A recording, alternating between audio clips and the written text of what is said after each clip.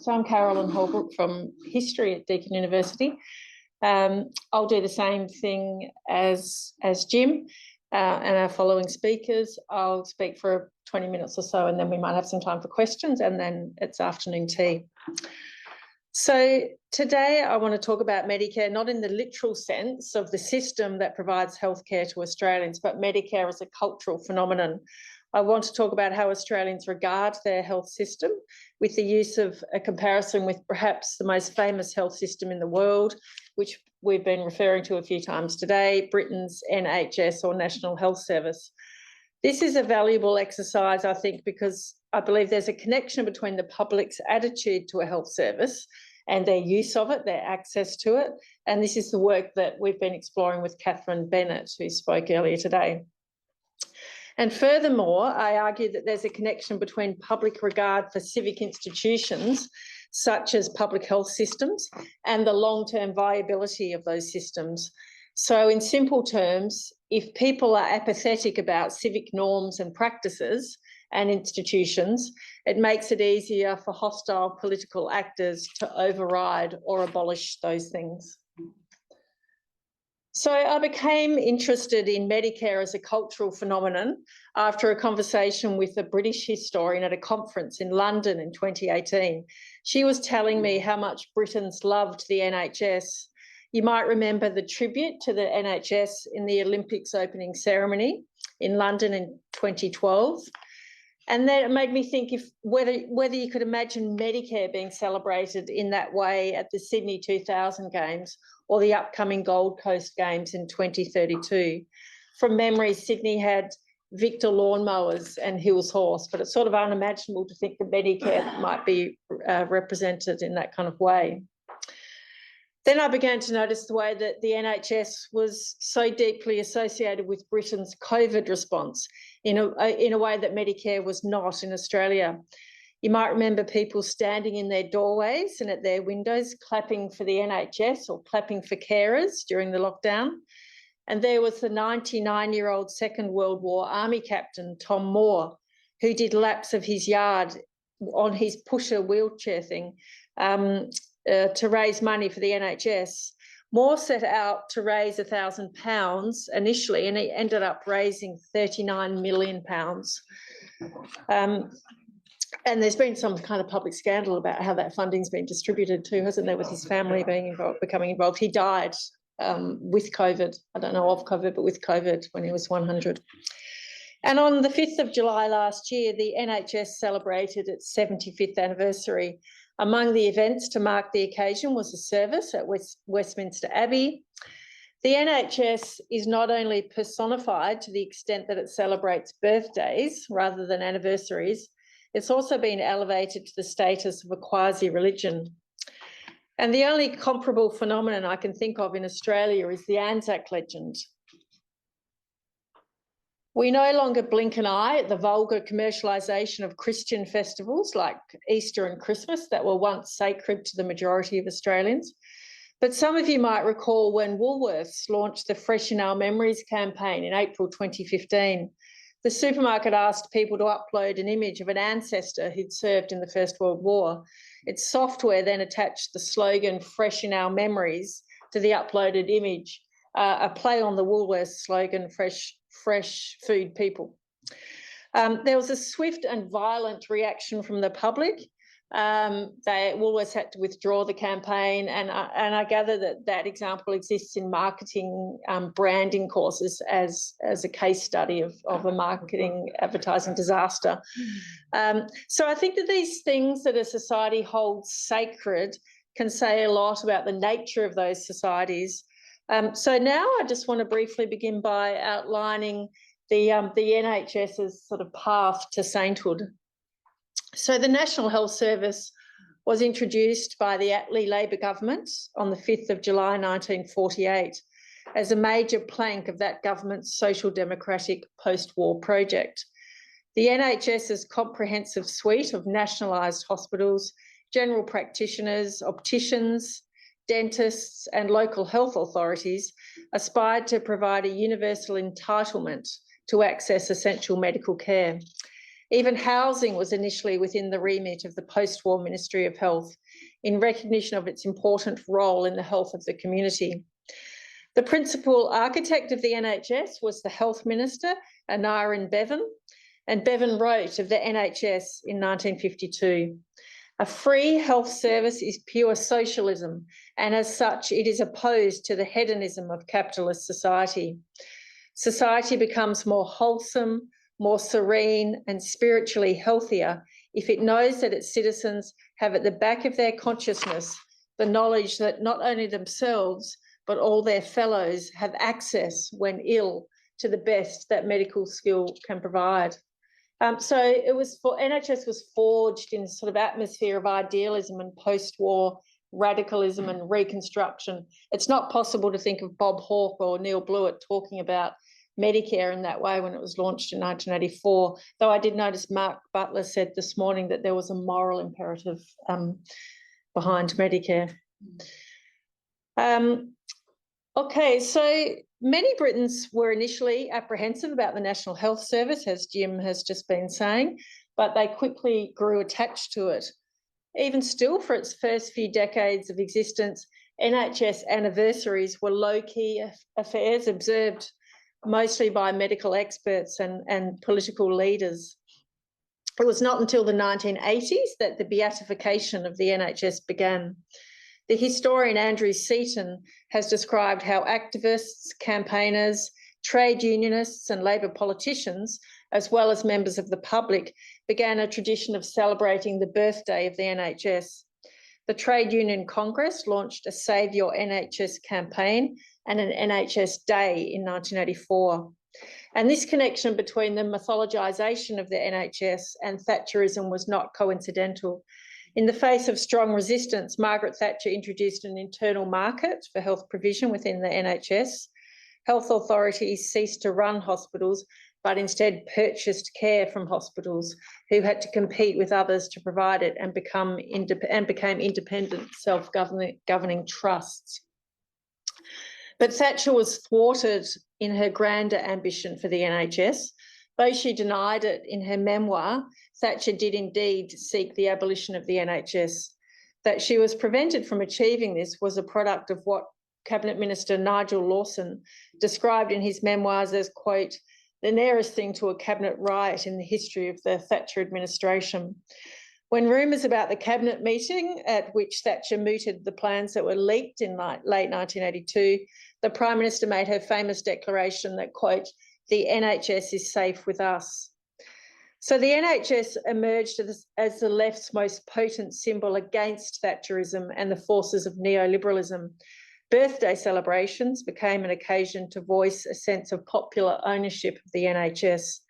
They elevated, in the words of Andrew Seaton, a social democratic faith in state provision, universalism and communal social services.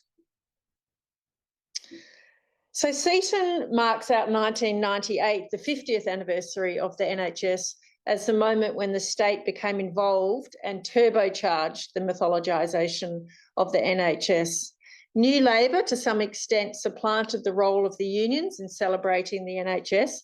The unions' influence had been diminished during the years of Conservative government. And New Labor wanted to use the NHS's anniversary not only to claim the legacy of establishing the health service, but also to push for reform.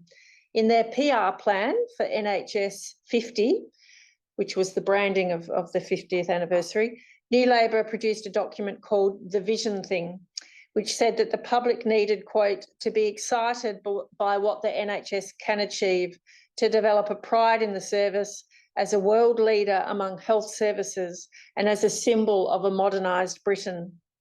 This was also the moment when the blue logo became the uniform symbol of the NHS.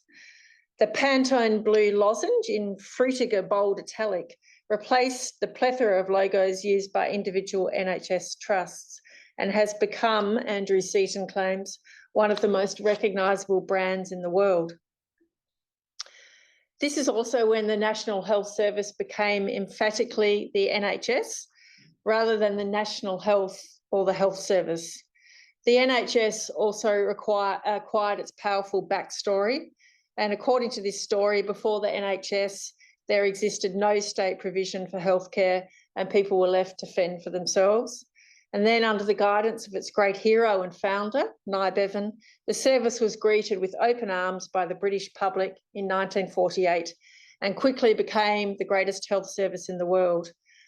Obviously, there are elements of this story that are true, but there is also a substantial amount of mythologising. And as we saw with the 75th birthday celebrations last year, the annual festival of the NHS is now a massive bipartisan media opportunity for politicians, much like Anzac is in Australia, and also the parallels between a grassroots revival of Anzac in the 1980s and then the state coming on board big time in the 1990s. That parallel is also there with Anzac commemoration. So when Medicare, turning now to Medicare, when Medicare was introduced in 1984, the NHS had been operating for 36 years and was in the midst of resisting Margaret Thatcher's desire to abolish it. The interventionist spirit that spawned the NHS, and to a lesser extent, the Whitlam government's Medibank scheme, had been curtailed by the economic crises of the 1970s. As Jim Gillespie and Anne-Marie Boxall have shown in Making Medicare, their fine history of the establishment of Medicare, neither Hawke nor Keating was ideologically committed to reintroducing a public health insurance scheme. Ideological conviction came instead from the health spokesman, Neil Blewett, and the ACTU. Blewett was an Adelaide-born scholar politician with a PhD in political science from Oxford. His PhD was on David Lloyd George's Liberal government, so he was very familiar with the landmark social insurance scheme that that government introduced in 1911. Days after winning the 1983 election, the Labor government discovered a massive $9.6 billion budget deficit, which led to the abandonment or postponement of several spending promises. It was the fourth of the ACTU and Blewett's advocacy that ensured that Medicare survived. Hawke and Keating were convinced of the fact that Medicare was a fundamental element of the social wage that formed part of the Accord agreement. One of the clear findings from the market research commissioned by Neil Blewett in order to develop Medicare for launching was that there was no popular groundswell for change in health insurance policy in 1983, as Jim's been talking about. A sceptical public would have to be convinced. 54% of people in the September 1983 survey reported being satisfied with the current health insurance system. 44% of people surveyed in 1983 supported Medicare, 26% were not in favour, and 30% were unsure. It cannot be assumed that the community, other than very committed ALP voters, is eagerly awaiting the advent of Medicare, the report said. It was clear from the polling that economic issues were foremost in people's minds in 1983. The major concern was unemployment, which peaked at 10% in 1983, and people were also worried about inflation and levels of taxation. The September ANOP polling report said, the community's outlook and perceptions are dominated by personal economics and security at the moment. Personal costs are a central issue. The mood was, quote, very much economic. Health insurance was not even the most prominent of social welfare issues. There was greater concern about pensions and social welfare benefits, followed by education. When ANOP asked people in September 1983 about the best things the federal government had done or is doing so far, it had only been in government for 6 months. Unemployment fighting measures were top of the list. Soundness of economic management came second. Stopping the Gordon below Franklin Dam came third, and Medicare came fourth. The ANOP research also found that people were especially sensitive, given the economic climate, about fairness in revenue collection and the distribution of benefits.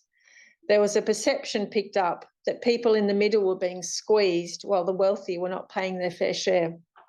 While only 20% of those surveyed had precise knowledge of how the 1% tax levy would work, when the concept was explained to them, they were very much inclined to support it. And their principal reason for doing so was that it was perceived to be fair. 71% believed that Medicare would be fairer for most people. ANOP, the polling company, did not recommend, however, that fairness became one of the government's principal communications messages. They were adamant that financial benefit needed to be the principal message. They suggested, however, that fairness be used as, quote, an important secondary communications theme linked to the overriding message of cost benefit. Once the campaign to encourage people to enrol for Medicare began in 1983, ANOP found that the message about fairness was falling on receptive ears. The December 1983 report found, quote, increased awareness and support for the principles of a universal levy-based system. People were drawn to the fairness of the concept of everyone being covered and people paying according to their means. The December research elicited comments such as, some people just can't take their children to the doctor if they're sick because they just can't afford it. Everybody should be protected. It's better for all Australians, someone else said. Cheaper, simpler, fairer became the mantra of the government's Medicare advertising. But in addition to these messages, there was also an attempt at the outset, I think, to link Medicare with the new nationalist spirit of the 1970s and 1980s. The new nationalism was essentially a response to Britain's turn toward Europe from the 1960s and the realisation that Australia needed to discover a post-British identity. It is no mistake that the designers of Medicare's cutting-edge plastic card technology chose the colours green and gold, and the Prime Minister, who enjoyed huge popularity at the time, fronted a television advertisement campaign encouraging people to register for Medicare. And that's the ads that Mark Butler made reference to this morning. And if you Google it, yeah, you can find it on YouTube, and it is very, very good and very funny.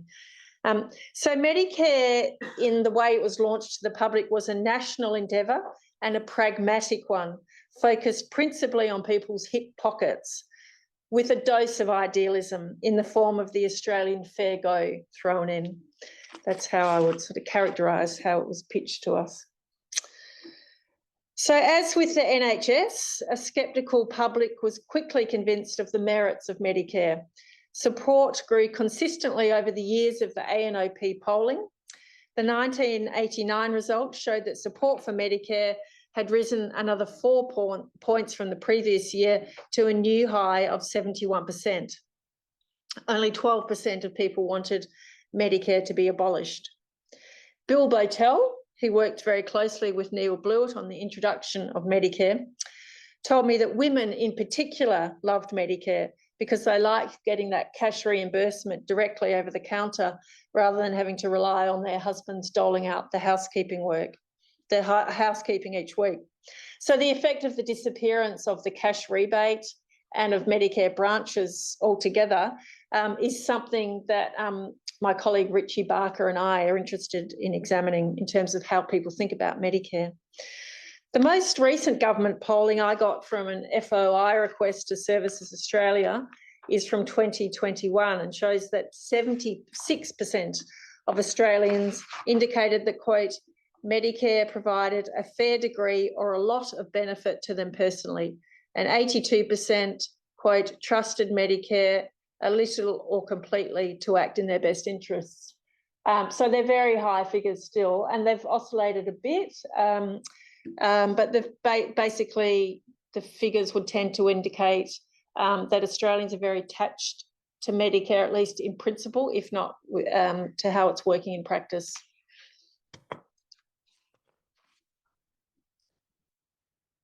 So political parties don't make their polling public on Medicare, but I think we can read between the lines about the importance of Medicare. When John Howard was asked before the election campaign in 1986 why he had changed his mind about the abolition of Medicare, he said, "It's not a question of whether it's become better. It is a question of us believing that Medicare is seen by the overwhelming majority of the Australian community as an important part of the social security infrastructure." So he might like to abolish it ideologically, but politically it had become impossible to get rid of. Subsequent attempts to alter Medicare, for example, Tony Abbott and Joe Hockey's efforts to introduce a Medicare co-payment in the 2014 budget, and Malcolm Turnbull's attempt in 2016 to privatise the Medicare and PBS payment system, the famous Medicare episode, suggests that Australians have a visceral attachment to Medicare. And the behaviour of the government on significant anniversaries such as today will offer an important insight for historians. I don't think that Mark Butler headed off to St Paul's or St Patrick's after his speech for a church service, but clearly the government is keen to make a bit of a splash today, and I'll be busy sort of Googling, trying to work out what they've been up to and what sort of occasions, what sort of birthday cakes and various things, just what the government's thinking about how much it wants to attach itself and begin that process of maybe mythologising Medicare even more. So what can we conclude about how Australians regard Medicare and what this might mean for the future of Medicare and for Australian society more generally?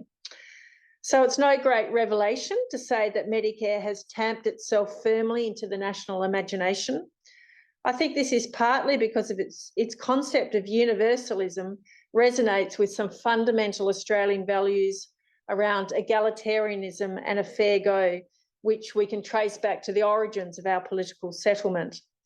It is clear that the NHS evokes a much more demonstrative form of adulation than Medicare, partly because this is state-sponsored welfare nationalism. That's a concept that Andrew Seaton has applied to the NHS, the idea of deriving nationalist sentiment from part of the welfare state, the way the Brits do very much with the NHS and the Canadians do with their Medicare as well. The quasi-religious status of the NHS is not necessarily a good thing. As my colleague Roberta Bivens at Warwick University has shown, idolatry can be the enemy of necessary reform. People don't want things to change, as Jim was talking about before. And even governments whose policies are hostile to the health service will jump on the NHS bandwagon for political purposes. The Boris Johnson clapping the carers, etc., the recent Conservative governments. But we might begin to see in Australia, our Labor governments in particular, taking a more active role in promoting civic institutions and practices. I'm thinking not only of Medicare, but also of compulsory superannuation, public education and democracy itself, for example. The NHS only began its rise to mythic status when it faced an existential threat. That ascent was sealed when New Labor became the NHS's promoter-in-chief.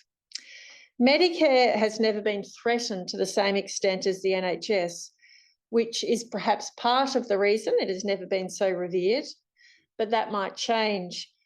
There is a liberal mood afoot internationally, which threatens the social, democratic, liberal consensus that brought innovations such as universal health insurance. In an era of declining democracy, rising inequality and polarisation, we can expect proponents of what we might call social liberalism to assert themselves more forcefully. So the concept of a nation bonded around a system that provides, at least in theory, universal health provision, rather than the Anzac legend, as moving as that is for many people, the concept of a nation bonded around Medicare sounds quite appealing to me. Thank you.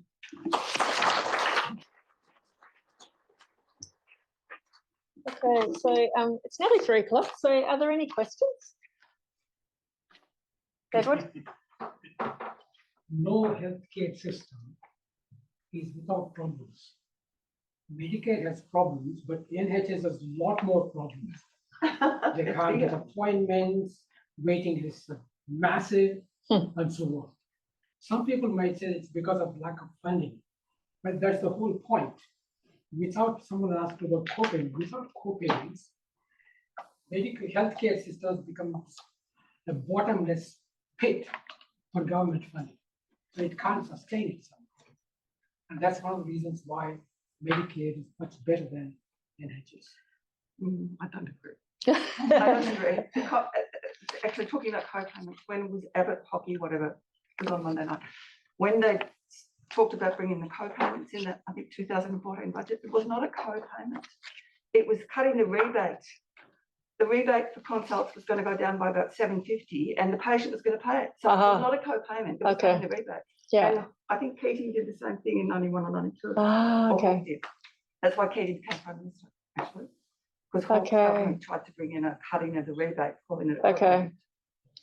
Oh, that's really So interesting. it wasn't the co-pay. It's really interesting. Terminology is so important. Yes. They called it a co-payment. Actually, what they were doing was cutting the rebate. Yeah. Yeah. And so that was making doctors who didn't charge a co-payment, didn't come in, thank God, but doctors who didn't charge a co-payment were just going to go on. Yeah. Who weren't going to charge that money that the government's no longer paying. So it was just, I think there's an economist in Canberra, Ian Macaulay, talks about whether the public pays for things or the private pays for things, it's the same cost. But what's happened in the last 40 years or so, it's been transferred to the private system rather than the public paying for it. While wealth inequality has risen.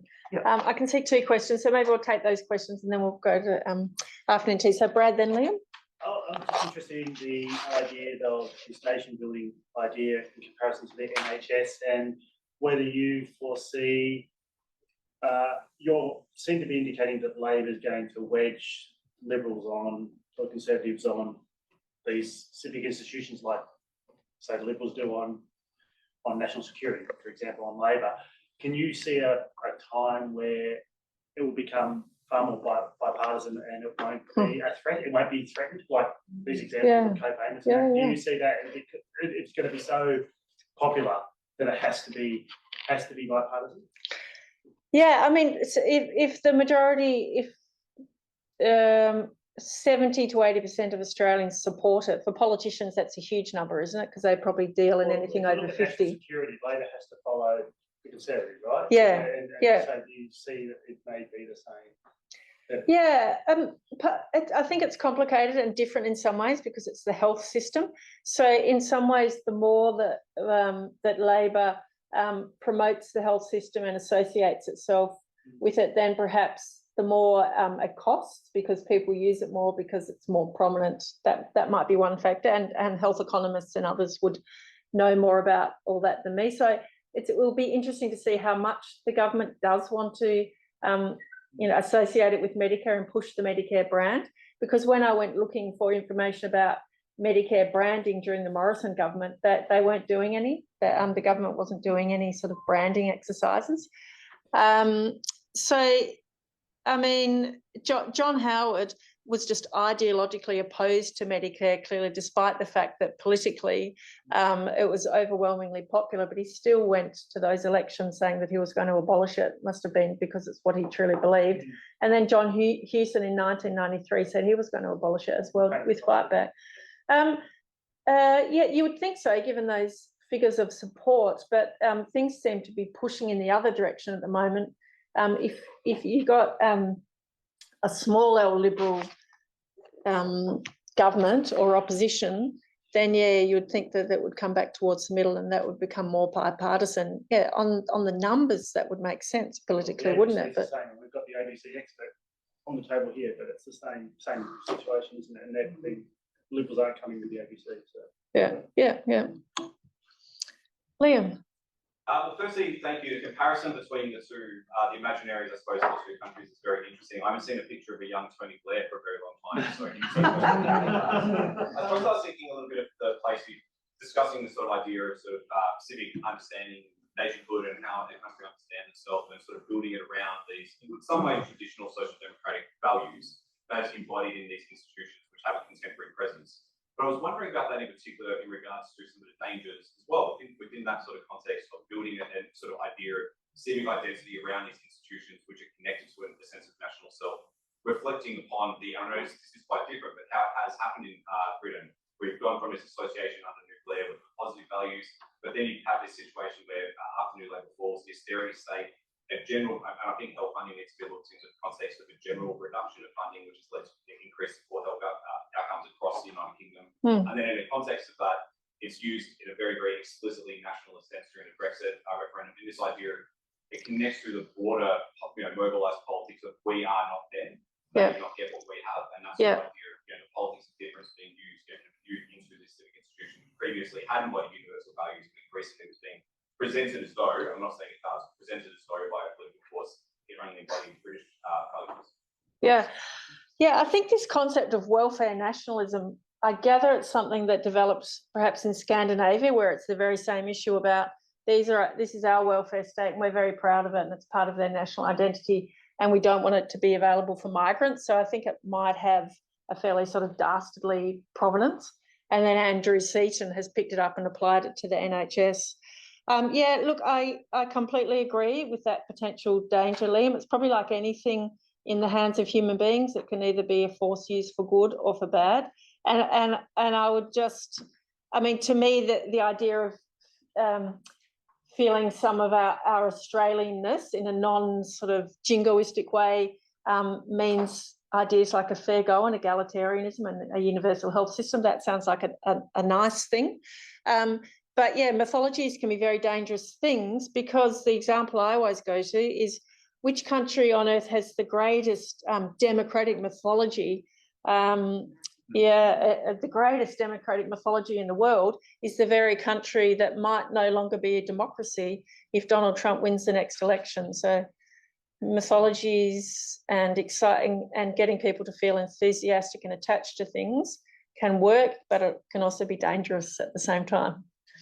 Okay, thank you everyone. Let's have morning tea and then we'll reconvene.